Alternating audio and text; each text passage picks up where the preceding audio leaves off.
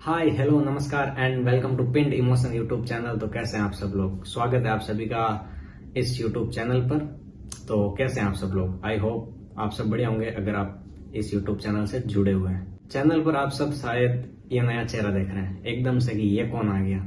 तो ये चेहरा है राजस्थान राज्य के जोधपुर जिले से, और ये आज आपको बताएगा कि जोधपुर घूमने के लिए आप क्या क्या कर सकते हैं। कुल मिला के पूरा जोधपुर के बारे में आपको बताएगा कि जोधपुर क्या है, कैसा है, टूरिस्ट प्लेस कौन से है और कितने दिन में आप पूरा जोधपुर घूम सकते हैं। तो मेरा नाम है वीरेंद्र सिंह उर्फ वीरू गहलोत। तो स्वागत है आप सभी का। तो चलिए शुरू करते हैं, जोधपुर के बारे में बताते हैं आपको। तो भाई साहब, इंसान के अंदर हॉबी नाम की एक चीज जरूर होती है। हर इंसान की अलग अलग हो सकती है, मैं भी सबकी अलग अलग होती है। किसी को क्रिकेट खेलने का शौक होता है, किसी को खाना खाने का शौक होता है। मेरे बहुत सारे दोस्त हैं जिनकी हॉबी है नींद लेने का, उनको नींद लेने का शौक है। तो जबकि मेरे जैसों का शौक है घूमने का। मतलब अगर आप रात के 2 बजे भी अगर उसको उठाओगे कहीं घूमने के लिए तो वो तैयार मिलेगा। ऐसी ट्रेवलिंग की हॉबी सबकी होती है। अगर आपके अंदर भी एक ट्रेवलिंग का कीड़ा है तो निश्चित रूप से आप इंडिया ट्रेवल जरूर करना चाहते हैं। अगर आप इंडिया ट्रेवल करने का आप सपना देखते हैं तो मुझे लगता है कि सबसे जो मेन स्टेट आपके पहले दिमाग में या जहन में आएगा वो होगा राजस्थान। राजस्थान नाम सुनते ही एक वीरों की भूमि जैसा ख्याल आता है आपके अंदर, और साथ ही टूरिस्ट प्लेस भी। तो जब राजस्थान आओ और जोधपुर ना हो तो फिर क्या ही राजस्थान आओ, वो वाली बात है। बात यह है कि जब आप जोधपुर आओ तो क्या क्या देखो। तो उसकी शुरुआत करते हैं जोधपुर से। तो जोधपुर को एक्चुअली में ब्लू सिटी भी कहते हैं। इसका रीजन है कि जोधपुर के जो घर हैं वो ब्लू कलर के हैं। इसका रीजन एक वैज्ञानिक रीजन भी है, क्योंकि यहाँ के जो घर हैं उन घरों को पूरे ब्लू कलर से पेंट किया गया है, जिसके अनुसार जो ब्लू कलर होता है वो लाइट को ऑब्जर्व नहीं करता है, वो वापस रिफ्लेक्ट कर देता है। उससे घर ठंडे रहते हैं सर्दियों में। तो इस वजह से जोधपुर को ब्लू सिटी भी कहते हैं। तो चलिए बैग पैक कीजिए, तो आ जाइए जोधपुर। शुरुआत करते हैं आपके जोधपुर के ट्रेवलिंग की। आप जोधपुर पहुंच गए, किसी भी दिन पहुंचे, पहले दिन की शुरुआत करें आप जोधपुर में सुबह सुबह जल्दी नई सड़क स्थित घंटाघर से। ये जोधपुर का मेन पॉइंट समझ लीजिए इसको, जो भी यह है मेन बाजार जोधपुर का। यहाँ से आप शुरुआत करें सुबह जल्दी, एटलीस्ट 7 या 8 बजे आप जोधपुर का घंटाघर देखें। और वही है जोधपुर की ओल्ड सिटी, जोधपुर का हार्ट। वहां आप घंटाघर देखने के बाद आप जस्ट पास में एक तूरजी का झालर है, आप वहां जाके भी एक्सप्लोर कर सकते हैं। घंटाघर देख लिया, तूरजी का झालर देख लिया, इसके बाद आप उस जगह पे जाएंगे जहां की वजह से पूरे जोधपुर को ब्लू सिटी कहते हैं। जी हाँ, ब्लू स्ट्रीट में लाजवाब लोकेशन है, लाजवाब, एक नंबर। वो सुकून आएगा ना वहां जाके, वो वहीं जाके आप महसूस कर सकते हैं उन गलियों में। 3 लोकेशन जो मैंने बताई है ये कोई बड़ी लोकेशन नहीं है, बहुत छोटी छोटी है। घंटाघर आप आधे घंटे का, और आधे घंटे का तूरजी का झालरा, और 1 घंटा आपको लगेगा ब्लू स्ट्रीट में। तो 2 घंटे में आपने घूम ली है 3 लोकेशन। अब आपको, और ये जो लोकेशन है आपको बाइक पे गाड़ी पे घूमनी नहीं है, यहाँ से आपको पैदल शुरुआत करनी है। इन 3 लोकेशन में पैदल शुरुआत करके ब्लू स्ट्रीट से आपको सीधा ऊपर एक रोड जाती है। सब पता लग जाएगा, जब आप यहाँ आओगे तो आपको सब पता लग जाएगा। ऊपर की ओर फोर्ट की रोड जाती है, वहां से आप सीढ़ियां सब बनी हुई है, वहां आप ऊपर जाइए। ऊपर जाते ही सबसे वहां लोकेशन आएगी सबसे पहले जसवंत थड़ा।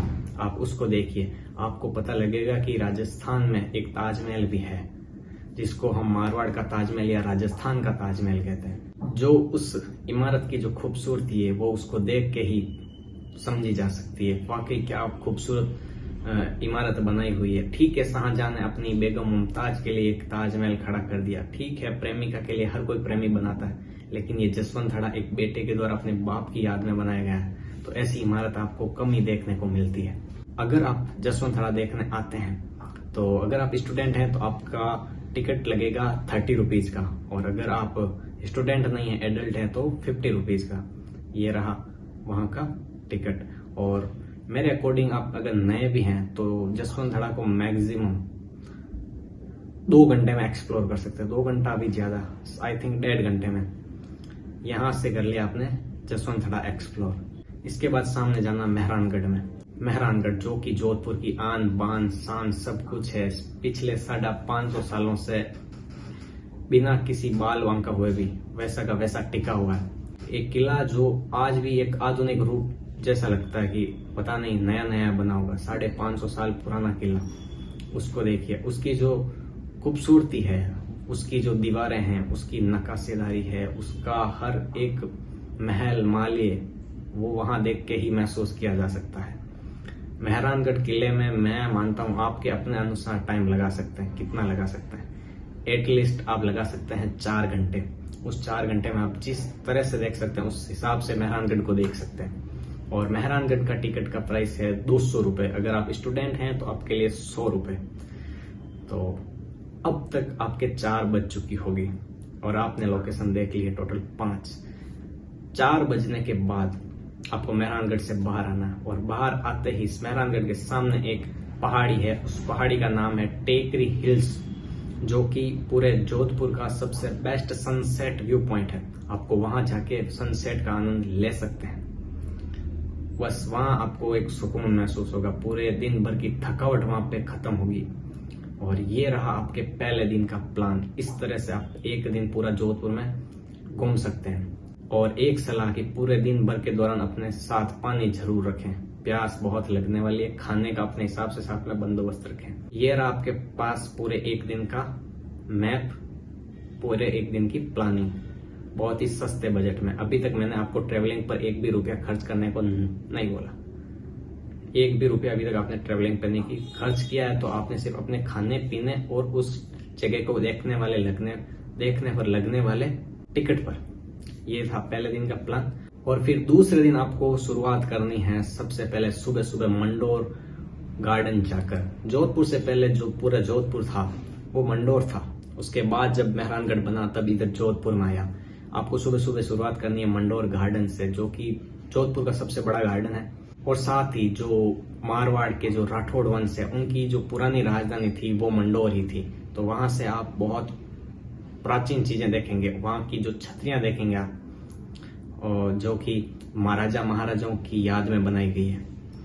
और जब मंडोर गार्डन देख लें तो आप मंडोर गार्डन की जस्ट ऊपर की साइड ही एक मंडोर फोर्ट बना हुआ है। ये है जोधपुर का one of the best hidden point. Actually में मेहरानगढ़ देखने के लिए आपको सब बोलते हैं, लेकिन मंडोर फोर्ट के बारे में शायद ही कोई लोग बात करता है। मंडोर फोर्ट के बारे में कहा जाता है कि मंडोर फोर्ट हजारों साल पुराना है। रावण के बारे में कहा जाता है कि उसने मंडोदरी से शादी इसी फोर्ट में की थी। तो सोच लीजिए वो फोर्ट कितना पुराना हो चुका है।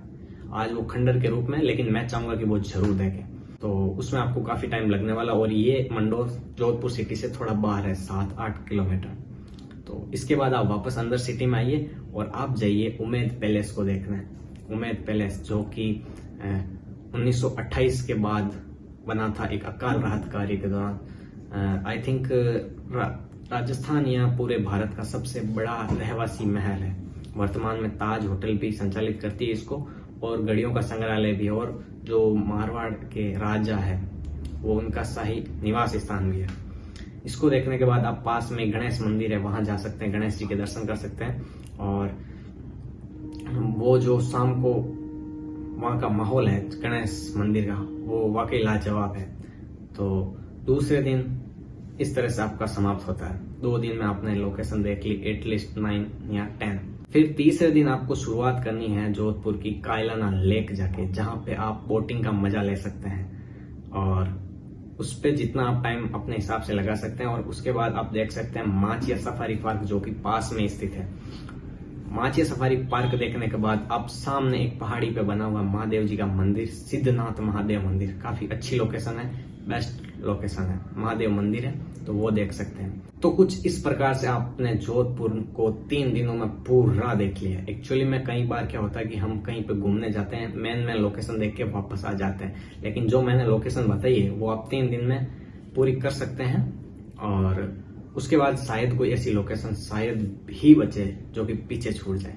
मतलब कि अगर आपको जोधपुर को सही से एक्सप्लोर करना है तो 3 दिन के लिए जरूर आना, वरना 1 दिन के लिए घूमना नहीं होता है। तो ये था आपकी ट्रेवलिंग का प्लान। अब अगर जोधपुर आओ तो आपको क्या क्या चीजें टेस्ट करनी चाहिए। एक्चुअली में जोधपुर में अपने लोकल स्तर पर बहुत सारी चीजें फेमस है, जो कि मैं ऐसे सब चीजें बताऊंगा तो बहुत सारी हो जाएगी, लेकिन अगर आप जोधपुर आओ तो मिर्ची बड़ा और कचौरी जरूर टेस्ट करें किसी भी दुकान का, क्योंकि मैं किसी एक स्पेशल दुकान का नहीं बोलूंगा, क्योंकि हमारे जोधपुर का जो हर एक दुकान पे जो मिर्ची बड़ा बन रहा है वो वाकई लाजवाब और टेस्टी है। किसी भी दुकान से खरीद कर खाइएगा आपको एक टेस्ट मिलेगा।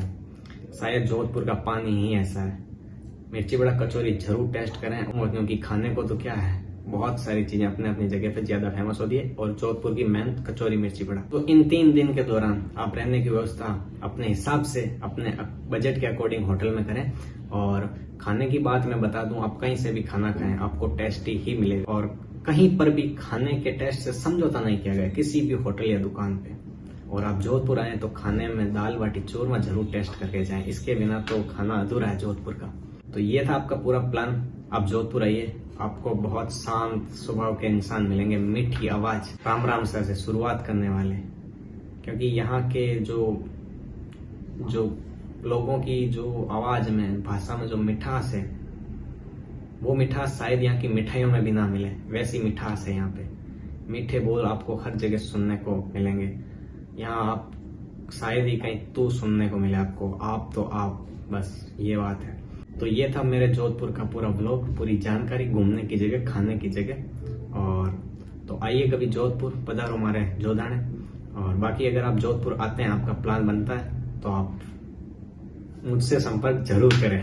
आपको जो हेल्प चाहिए होगी वो मैं कर पाया तो जरूर करूंगा, और पूरी शिद्दत से करेंगे, क्योंकि यहाँ तो अतिथि देवो भव की अंदर बात रखते हैं लोग। बाकी ये था जोधपुर का ब्लॉग। अच्छा लगा तो लाइक करें, शेयर करें, चैनल को सब्सक्राइब करें, और चैनल पे बने रहिए, कंटिन्यू पूरा वीडियो देखते रहें।